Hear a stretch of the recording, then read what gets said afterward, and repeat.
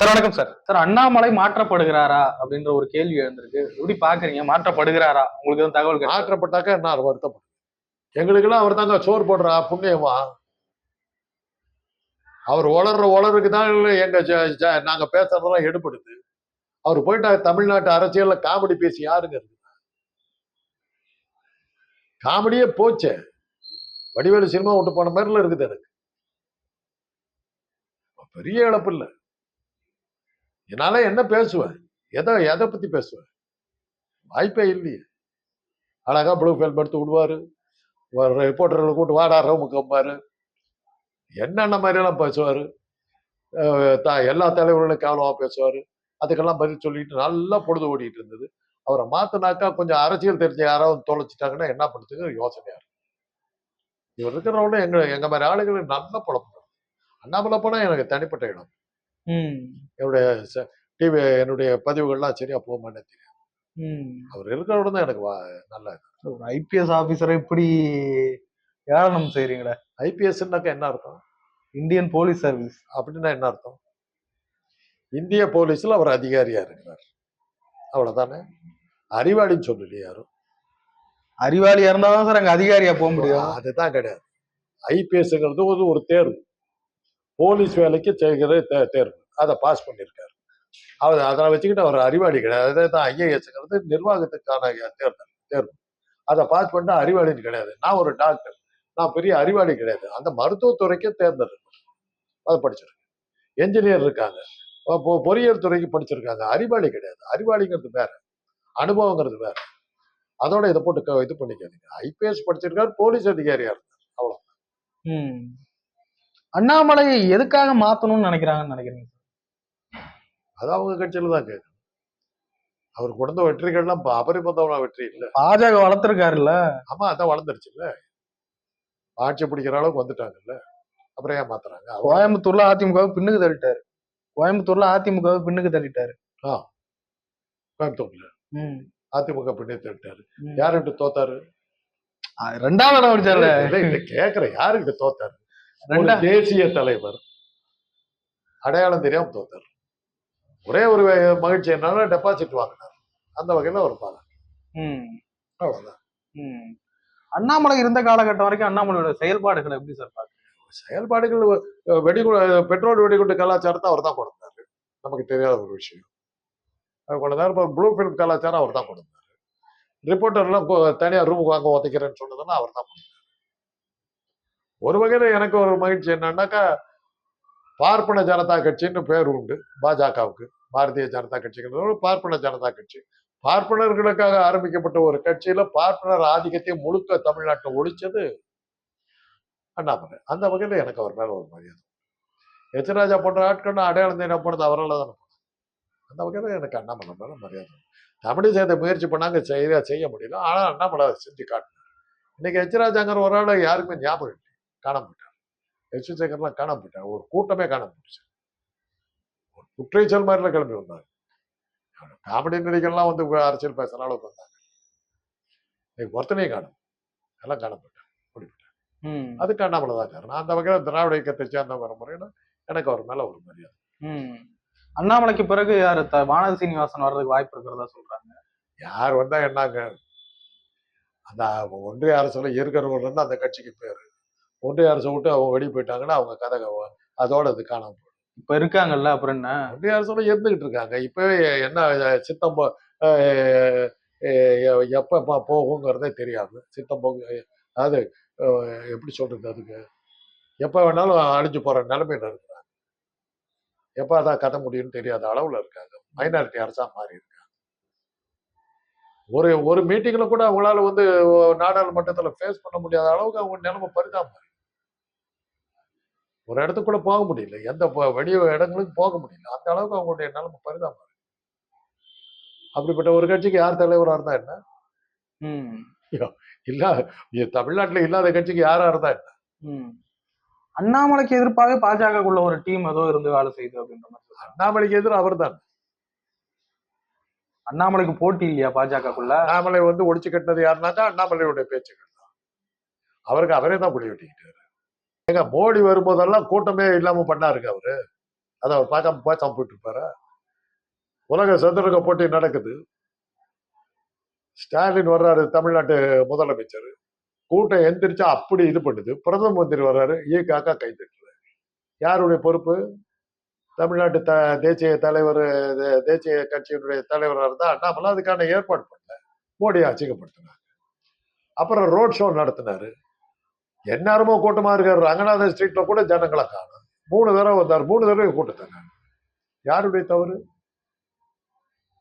பார்த்தாரு மோடி, இவரை நம்மளை கூப்பிட்டு அச்சிங்கப்படுத்துறாரு. அதுதான் காரணமா இருக்கு. காரணம்.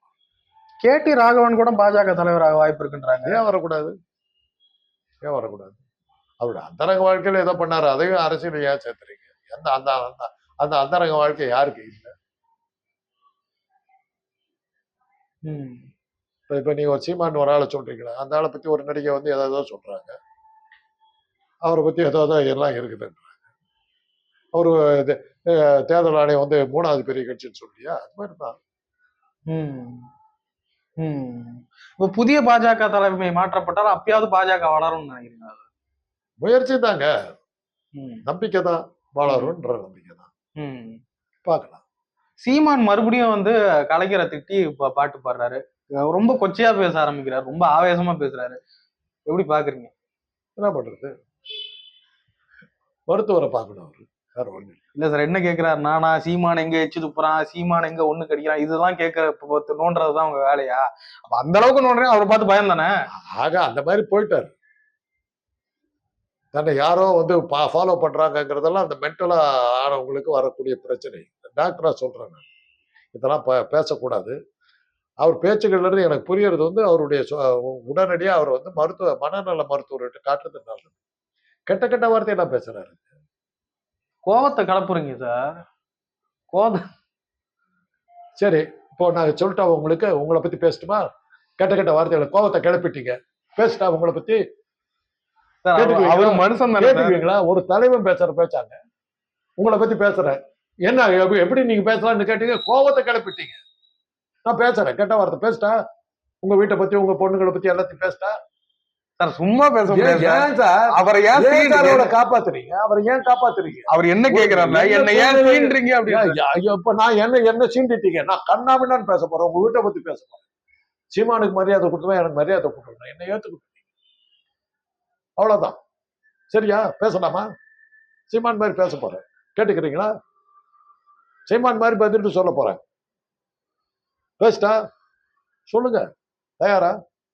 ஏங்க வாயை திறக்க மாட்டேங்கிறீங்க? உங்களுக்கே தெரியுது வெக்கக்கேடான விஷயம். அவரை காப்பாத்துறதுக்கு முயற்சி பண்ணிருக்கேன். இதை விட வெக்கக்கேடாது சீமான் பேசுறதை விட நீங்க பண்றதாங்க ஆச்சுங்க. இல்ல சார், சீமான் என்ன கேட்கிறாருன்னா, ஆளுங்கட்சி இருக்கு திமுக, அதை திட்டு, மத்தியில ஆளுங்கட்சி இருக்கு பாஜக, அதை திட்டு, எதுலயுமே இல்லாத என்ன எதுக்கு வந்து திட்டுற அப்படின்றாரு. என்னையா பண்றாரு? நீ உன்னை யாரும் மேடை போட்டு பேச சொன்னா? எதுலயுமே இல்லாத பத்தி நீங்க ஏன் பேசுறீங்க? அவரே சொல்றாரு நான் எதுலயுமே இல்லைங்கிற, அவரை பத்தி ஏன் கேள்வி கேட்கறீங்க? அப்படி என்ன உங்களுக்கு அக்கறை இல்ல சார்? அந்த பதிலாம் வேணாம். அவரே சொல்லிட்டாருல்ல, ஆளுங்கட்சியா இல்ல எதிர்கட்சியா இல்ல, நான் ஒண்ணுமே இல்லை, என்னையா பிடிச்சி எடுக்கிறீங்கன்னு அவரே சொல்ற. அப்புறம் அவரை பத்தி ஏன் கேட்கறீங்க? முன்னேறி வர ஏன் கேட்கறீங்க? ஏன் வளர விடாம அவரே வளரலன்னு அவரே ஒத்துக்கிறாரு. அப்புறம் நீங்க வளர்த்ததுக்கு ட்ரை பண்றீங்க. அதுக்கு நான் தான் கிடைச்சேனா? உங்களுக்கு அதுக்கு நான் தான் கிடைச்சேனா? அவரே சொல்றாரு நான் வளரவே இல்லைன்னு, முளைக்கவே இல்லைங்கிறாரு, விட மாட்டேங்கிறீங்களா? என்னத்துக்கு? அந்த லெவலுக்கு வர வளர்ந்துகிட்டு இருக்கோம். நீங்க வளர்த்துறீங்க, அதுக்கு ஒரு நாள் மண்ணை கைப்பற்றணும். நீங்க போய் அவர்கிட்ட போய் நின்றுக்கு போங்க. அவர் கைப்பற்றிட்டாரு, அந்த கையை பிடிச்சிக்கிட்டு நீங்க மேல பொறுத்துட்டு பாருங்க. யார் வேணாம். அவரே இல்லைன்னதுக்கு பிறகு நீங்க துடிக்கிறீங்க. அவர் துடிக்கலையே, அவரை விட நீங்கள துடிக்கிறீங்க. எதுக்கு? அப்படி உங்களுக்கு இருந்தாலும் போய் யாரும் பாருங்க. நான் அவருக்கு விளம்பரம் கொடுக்கறதுக்கு தயாரா. என்னை பொறுத்தவரை சீமானுங்கிற ஒரு ஆள் எனக்கு தெரியாது. அவர் சொன்ன மாதிரிதான், எதிர்கட்சியும் இல்ல ஆளுங்கட்சியும் இல்ல, ஒரு சட்டமன்ற உறுப்பினர் இல்ல, ஒரு கவுன்சிலர் இல்ல, ஒரு பஞ்சாயத்து போர்டு மெம்பர் இல்ல, ஒண்ணுமே இல்லாத ஒரு ஆளை பத்தி நான் ஏன் பேசணும்? தெருவில் போறவங்களை பத்தி பேசுறது தான் நான் உட்காந்துக்கிட்டு இருக்கேன். அரசியல் விமர்சகர்கள் பேர்ல why should I talk about him? What's his relevance in the politics or in any way? சினிமாவில் அவர் என்னவா இருந்திருக்காரு? நடிகர் சார், இயக்குனர் சார். அந்த படத்தை நீங்க தான் எடுத்து நீங்களே விட்டு நீங்களே பாத்துக்கிட்டீங்கன்னு நினைக்கிறேன். 100 நாள் ஓடி இருக்குமா? 50 வருஷம் ஓடி இருக்குமா? அந்த படத்துக்கு 50 கோடி 50,000 கோடி வசூல் இருக்குமா? ஏன் சார் அவருக்கு ஒரு விளம்பரம் ஏஜென்டா நீங்க இருக்கீங்க? நீங்க விளம்பரம் ஏஜென்டா இருக்கிறது எனக்கு ஆட்சி பண்ண என்னையே அதுல இன்வால்வ் பண்றீங்க. என்ன பொறுத்தவரை நீங்க சொல்ற நபர் நான் என்டிட்டி. ரோட்ல போற ஒரு ஆசாமி அவ்வளவுதான். State party spend my time. Approved state party. போய் எலெக்ஷன் கமிஷன் ராஜீவ் கபூர் கிட்ட போய் பேசுங்க அவரை பத்தி. அவர் தான் அப்ரூவல் கொடுத்தாரு. மக்கள் கொடுத்துருக்காங்க சார். மக்கள் இல்லைங்க, மக்கள் கொடுத்தது வந்து டெபாசிட்ட போடுங்க. 8% 8% 92% எடுத்து இருக்காரு. You are right. 92% அந்த 8% ஒரு சொந்தக்காரர் இருப்பான். எனக்கு வந்து செல்வாக்கு வந்து 15%. நான் அரசியல் தலைவர் 15 வருஷம். ஆமா, ராஜீவ் கபூர் என்ன அங்கீகாரம் பண்ணல. அவரோட எனக்கு செல்வாக்கு ஜாஸ்தி. நான் பேசுறதுனா போட்டுருவீங்களா? ஏன் அப்படி அவருக்காக வந்து கூஜா தூக்கி நிக்கிறீங்க? அவர் பேனில் தான் பேசுறேன். அவருக்கு ஏன் கூஜா தூக்குறீங்க? அவ்வளவுதான். இல்லன்னு அவரே சொல்றாரு. பார்த்து திமுக பயப்படுதான் சார். அது அப்புறம் திமுக காரர்கிட்ட போய் கேளுங்க. என்னங்க பயந்துட்டீங்களா? எப்படி திமுக பயந்துருச்சுங்க? ஸ்டாலின் அமெரிக்கா போற தெரியுமில்ல, சீமானுக்கு பயந்து தானே போறாரு. சொல்லிக்க வேண்டியதான், உங்க ஆட்சியை தீர்த்துக்கிட்ட. அந்த கூஜாவில் இந்த தண்ணி ஊத்தி நல்லா குடிங்க. யார் வேணாங்க? அதுதானே சார் பார்த்தோம். சாட்டை துரைமுருகனை கைது பண்றீங்க. யாரு சாட்டை துரைமுருகன்? இவரே யாரும் தெரியல. அப்புறம் சாட்டை துரைமுருகன் எனக்கு பேர் என்ன தெரியுமில்ல? வேட்டை காந்தராஜ்.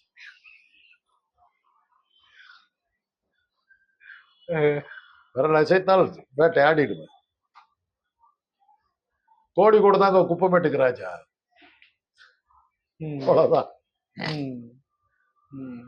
சீமானவரால கூட்டணி அமைச்சாவது ஆட்சியை பிடிச்சிட்டாருன்னா என்ன சார் பண்ணுவீங்க? உங்க ஆசை நிறைவேறட்டுங்க. யாருக்கிட்டயா கூட்டணி சேர்த்து கொண்டு போய் கூட்டிகிட்டு போய் சார் இவருக்கு எப்படியா ஆட்சி கொடுங்க கூட்டிட்டு போங்க. உங்க சேனல் சார்பா கூட்டிட்டு போங்களேன்.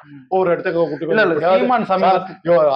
10 வருஷமா விடாம இது பண்ண டெபாசிட் கூட வாங்க முடியல சார், ஒரு பதவி பிச்சை போடுங்க சார், போய் கூட்டு போங்களேன். யார் வேணாங்கிறா? இல்ல, சீமான் சமீபத்துல லாஜிக்கா ஒரு கேள்வி கேட்கிறாரு. என்ன கேட்கிறாருன்னா, கேரளாவுக்கு ராகுல் காந்தி வராரு, தூத்துக்குடிக்கு வர வழி தெரியலையான்றாரு. தூத்துக்குடிக்கு எதுக்கு வரணும்? அங்க வெள்ளம் வந்துச்சுல்ல, அந்த வெள்ளத்துல எத்தனை லட்சம் பேர் செத்தாங்க? பாதிப்பு ஏற்பட்டதில்ல சார், மக்கள் அவதிப்பட்டாங்கல்ல. ஏங்க இப்ப கூவத்துல தண்ணி ரொம்ப ஓடுதுங்க. சீமான் வந்து பாக்கலீங்க. நேற்று மழை பெஞ்ச ரோடெல்லாம் தண்ணிங்க. காந்தி நகர்ல நடக்க முடியல. மோடி வந்தாரா? மோடி வயநாட்டுக்கே போல. அப்புறம் சீமான் வந்து பார்த்தாரு எங்க தெருவை. யார் அந்த சீமான்? அது வேற விஷயம். நீங்க சொல்றீங்க மகான், அந்த மகான் வந்தாரா? காந்தி நகர் பூரா தண்ணி, நேத்தெல்லாம் தண்ணி. ஏன் வரல? ஆக வயநாடும் தூத்துக்குடியும் ஒண்ணு இருக்கு. அந்த அளவுக்கு மென்டல் ஆயிருக்காரு. பச்சையாவே சொல்றேன், அவர் மென்டல் ஆயிருக்காரு. இல்ல, அவர் எப்படி ஒரு டாக்டர் அப்படி சொல்லக்கூடாது, ஆனா நான் சொல்றேன். ஒரு பள்ளியை பார்த்த உடனே அந்த பள்ளி என்ன கொல்லுதுன்னு நினைப்பான் மனநோயாளி. ஏறத்தாழ நான் ஒண்ணுக்கு போகும்போது என்ன வந்து பாக்குறாங்கன்னு சொல்றாருனாக்கா, அவருடைய சொந்தக்காரர்கள் அவரை உடனடியாக மருத்துவமனைக்கு கூட்டிட்டு போறது நல்லது. ஒரு டாக்டர் முறை நான் கொடுக்குற அட்வைஸ் அவ்வளவுதான். அவரு ஒரு மாதிரி ஆயிட்டார். அதுக்கு காரணம் நீங்க. அவர் பேசுறதெல்லாம் ஒரு வேத வாக்கா எடுத்துக்கிட்டு, அது ஒரு இலக்கியத்தரமான பேச்சா எடுத்துக்கிட்டு அதை வந்து கேள்வி கேட்கிற அளவுக்கு உங்க மனநிலையும் பாதிக்கப்பட்டு. ஆனா நீங்களும் சேர்ந்து பாத்துக்கிறது. மருத்துவரா பேசுறீங்களா? ஆமா, இப்ப உங்களுக்கு நான் மருத்துவரா தான் பேசுறேன். இப்படியெல்லாம் அவர் பேசுறதுக்கெல்லாம் அர்த்தம் கற்பிச்சு காணாததை கண்ட மாதிரி எல்லாம் பேசுறீங்களே, உங்களுக்கு என்ன குழப்பம் இருக்கிறதுக்கு நீங்களே செக்அப் பண்ணிக்கிறது நல்லது. அவ்வளவுதான். சீமான் பத்தி பேசினாலே ஏன் சார் இவ்வளவு டென்ஷன் ஆவறீங்க? அதான் கடைசியில் அப்படி போயிடுவீங்க. கடைசியில் அதுக்கு போயிடுவீங்க. நீங்க ஏன் சார் சீமானுக்கு அப்படி கூஜா தூக்குறீங்க? சார், சீமான தமிழ்நாடு அரசு டார்கெட் பண்றாங்க சார். என்ன டார்கெட் பண்ணாங்க? அவரை சாட்டை துறைமுருகனை போய் கைது செய்யறாங்க. அது அவர்கிட்ட இருக்க ஆடியோ எல்லாம் எடுத்து வெளியில விடுறதா ஒரு புகார் இருக்கு. அது அந்த ஆடியோல என்ன இருக்குது? அவர் எங்கேயோ யாரையா திட்டுறாரு, கெட்ட வார்த்தையில திட்டுறாரு. அதை வந்து கேட்டுக்கணுங்கிறீங்க. உங்க இது பிரகாரம் அவர் சாட்டை முறைன்னு யார வேணாலும் கெட்ட வார்த்தையில திட்டுவாரு. அரசாங்கம் திட்டுறாரு சார், நடவடிக்கை எடுக்கக்கூடாதுங்கிறீங்க. அதான நீங்க அவர் போன்ல இருக்கு. உங்க கேள்விக்கே வர்றேன். ரொம்ப அப்படி இப்படி எல்லாம் ஆடாதீங்க. ஒரே இடத்துல நின்று பேசுங்க. சாட்டை முருகன் யாரை பத்தி வேணாலும் கேவலமா பேசுவாரு. அதை பார்த்துட்டு கவர்மெண்ட் சும்மா இருக்கணும். அதானே உங்களுடைய ஆர்குமெண்ட். சார், அவர் பர்சனலா பேசுறாரு. அதான் சொல்றேன். அந்த பர்சனலா பேசுறதுக்கு ஆக்ஷன் எடுக்க கூடாதுங்கிறீங்க. அதானே நீங்க சொல்ல வர்றீங்க. உங்களை பத்தி பேசுறாரு. சார் அப்ப சும்மா அவர் இருப்பீங்களா? போன்ல இருந்து திருடுறது தப்பு இல்லைங்களா சார்? போன்ல இருந்து ஒரு சோர்ஸ் எடுக்கிறது தப்பு இல்லையா அவருக்கே தெரியாம? இது தெரியாதுங்க, எனக்கு தெரியாது. இதெல்லாம் அதனாலதான் உங்களை போய் மருத்துவர் பாருங்க.